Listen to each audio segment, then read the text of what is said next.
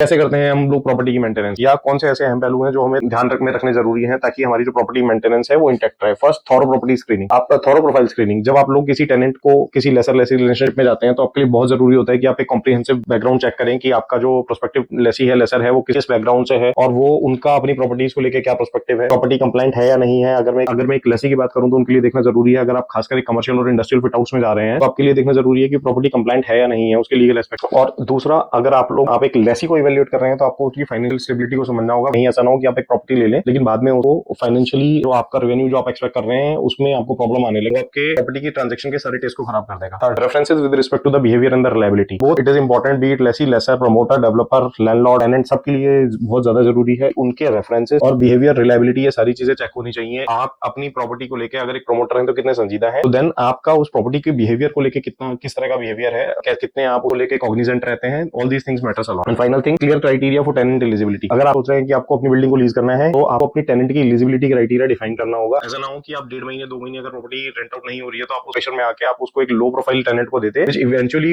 Will become a loss and pain to you.